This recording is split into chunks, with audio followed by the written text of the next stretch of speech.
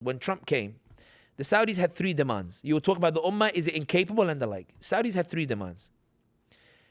The Americans were going there expecting that the first demand would be ceasefire in Gaza and the Israelis have to withdraw.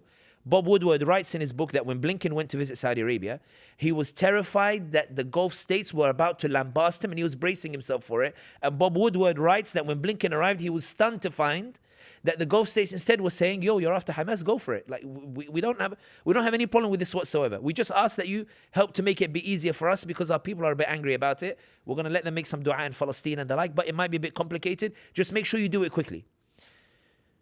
When Trump arrives in Saudi Arabia, he doesn't hear Gaza. What he hears is, Mr. President, I'm offering you $1 trillion to show you my commitment to America. I'm not going China. I'm showing you my commitment to the American economy and also to your family specifically. I was not willing to give this to Biden. But in exchange, Mr. President, in 2019, when the Houthis and the pro-Iran militias in Iraq fired missiles at the Royal Palace and at Jeddah and at my oil facilities, you didn't do anything about it. I expected you to do something about it. You didn't. I want you to guarantee me a security pact against the Iranians. That's what I want. I'm giving you $1 trillion.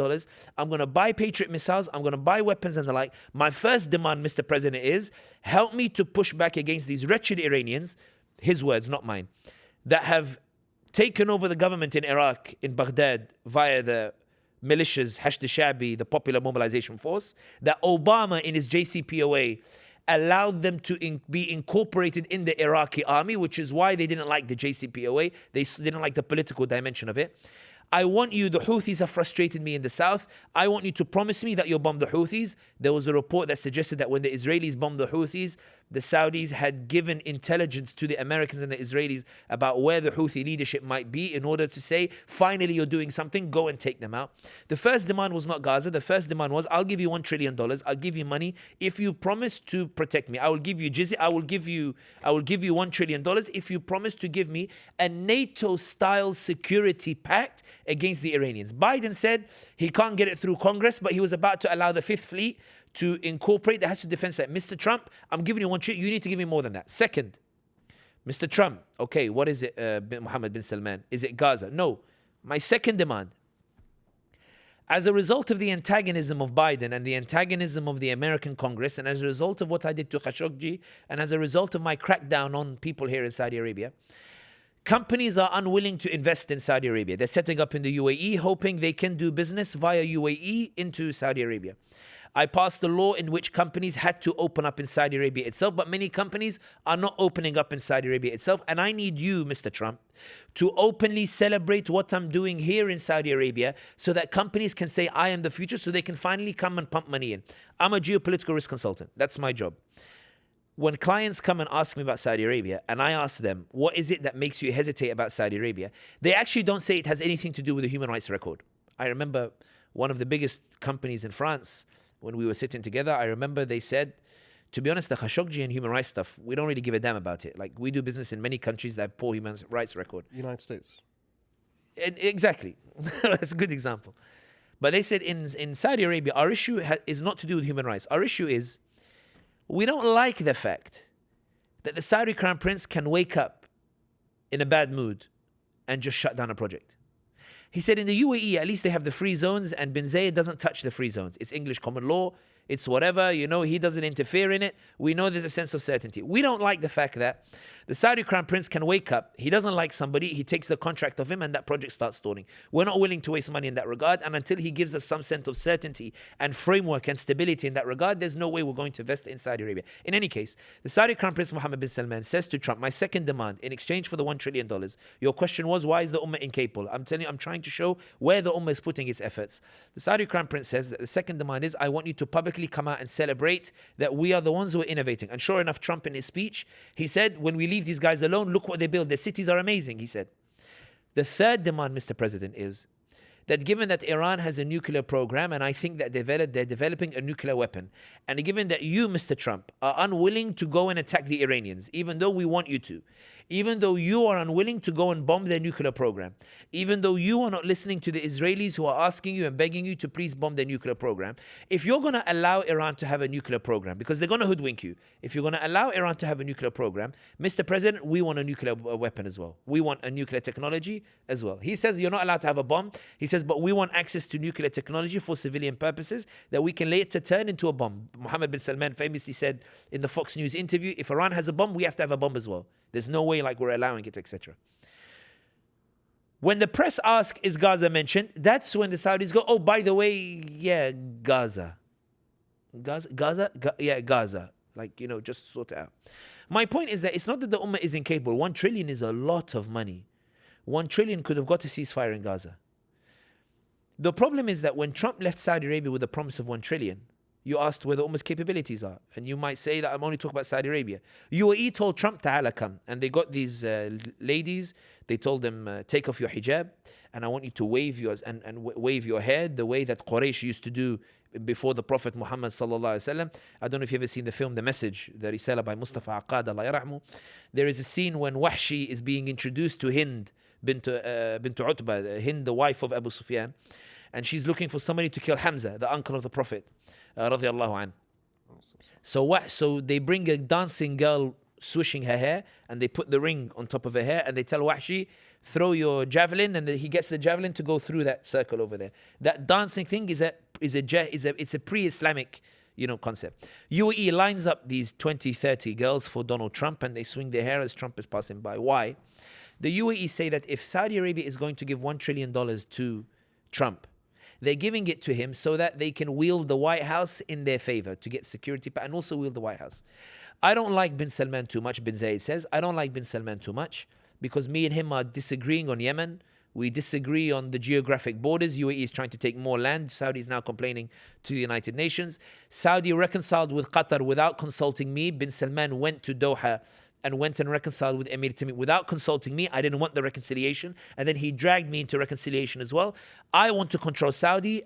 We're brothers with Saudi. We're equals. We're not. And I remember the last time I ever went to Saudi Arabia was 2014, before bin Salman became a powerhouse. So I remember we went to the King Abdulaziz Museum. And the guide who was with me, he was an advisor in the Ministry of Interior. We go to this big picture of King Abdulaziz, and he's sitting with somebody. So the guy looks at the picture and says to me, Sami, what do you notice about this picture? So I said to him, it's King Abdulaziz sitting with someone. He goes, who? I said, maybe it's the Emir of Bahrain. He goes, it's Emir of Bahrain. But what do you notice about the picture? I was like, they're sitting next to each other. They're brotherly nations. He goes, no. Look carefully. I was like, I don't know what you want from me, like Habib. Like they're sitting, both of them together, and mashallah, brotherly nation. He goes, no. The Emir of Bahrain is sitting lower than the King of Saudi Arabia because we are the big brother in the region. The UAE wants to sit on the same seat as Saudi Arabia. So UAE invite Trump and they tell him, how much did bin Salman give you? 1 trillion. I'll give you $1.4 trillion. And in exchange, don't listen to Mohammed bin Salman. And when I present my plan to split Sudan, to make a new state with Niala in the west as the capital, because my militia Himeti was unable to take the capital Khartoum, I want you to recognize it. When I split Libya into two, and Haftar now has set up his administration in Benghazi in the east, Biden was unwilling to recognize. I want you to recognize Haftar as an independent state, or at least give him respite until he's able to take Tripoli again and bring the whole country under his authoritarian regime. When I go to Somalia, I want you to help me to drive out the Turks. When I go into Yemen, I want to split Yemen into two. I want South Yemen to get recognition, and I want you to recognize that because the Saudis don't want to recognize a South Yemen. The Saudis want a united Yemen because they believe that if there is a split, then both countries will be antagonistic towards Saudi Arabia. In any case, bin Zayed says, I'll give you $1 trillion. That's where $2 trillion of the Ummah went. Then the third trillion went. The Qataris, they panicked. They said, Trump last time did a blockade on us. And Trump did it because Saudis and the UAE asked him. Now they've given him $2 trillion, or $2.4 trillion. If I let this go unchecked, they will convince him to blockade me again.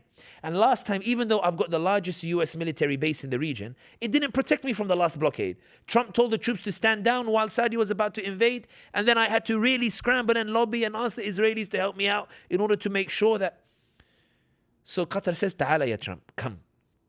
They're all expecting Gaza to be on the table. Instead, they find that the first 3-4 priorities are not Gaza. The Qataris, they say, how much did they give you? They gave you 1 trillion, 1.4. We'll give you 1.4 trillion and the Boeing 747, a palace in the skies.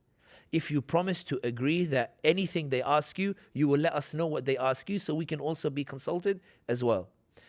You asked, is the Ummah incapable? The Ummah is not incapable. The Ummah has $3.4 trillion that they're able to spend to develop the Ummah. The Ummah has the geographical capacity to prevent Israel from attacking the Iranians or prevent Israel from expanding in the region.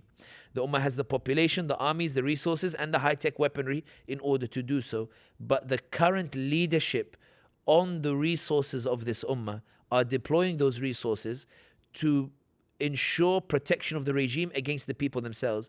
Because the fourth demand that was made to Trump in exchange for the 1 trillion was, in the words of the Saudi Crown Prince, there was, in 2018, I was invited to this closed-door meeting on maritime security. There was a US delegation, European Union delegation, and there was a Gulf delegation. And the idea was, where is the future of security in the maritime going? There was the second in command of the US forces in the Gulf sitting in the room, senior European diplomats and senior Gulf military representatives. So the US second in command is talking to us about his visit to the Saudi Crown Prince Mohammed bin Salman in 2018 with Mark Esper, who was Trump's defense secretary, where he says the Saudi Crown Prince told us something that floored us. No Saudi prince has ever said this to us before. We were like, what? He said to us that, listen, my people are... Islam is still the dominant influence in this country. And I need at least 25, 30 years before I can remove these influences or at least restrict it and relegate it to Mecca and Medina. I need your help with that. I need your universities. I need this and the like. Meaning what he was saying was, I need you guys to help me against who? Against my people. I need you to help me against the Ummah.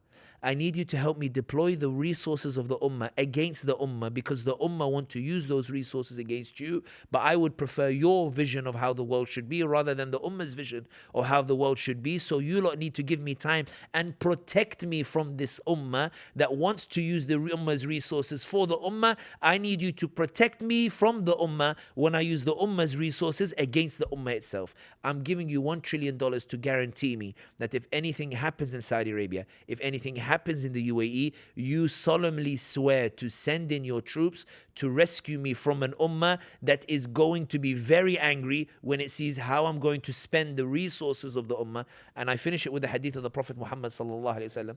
Rasulullah sallallahu alaihi wasallam, when he spoke about, everyone likes to quote the hadith, that one day the enemies will come on you like they come on in a feast, like on a plate, they will all eat. And the Sahaba were really disturbed by it. So they said, Ya Rasulullah, will we be many on that day, or will it be because we're so few? Ya Rasulullah, they're asking him, will it be because we're weak, we're few, we don't have resources, or will we be many? Will we have resources to resist when it happens? And he said to them, sallallahu alayhi wasallam, that you will be many on that day, but you'll be like the foam of the sea. And they said, what do you mean like the foam of the sea?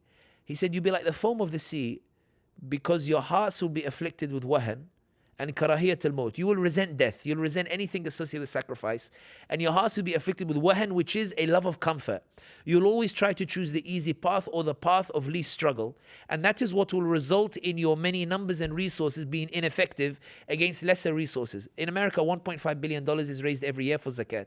APAC spend $300 million on lobbying Congress. So they spend less than 30% on Congress, but they still have an outsized impact over the way that we spend our charity in getting it into Gaza. A lot of the charity is stuck in the border, even though the value of that charity is more than what Israel is spending on APAC.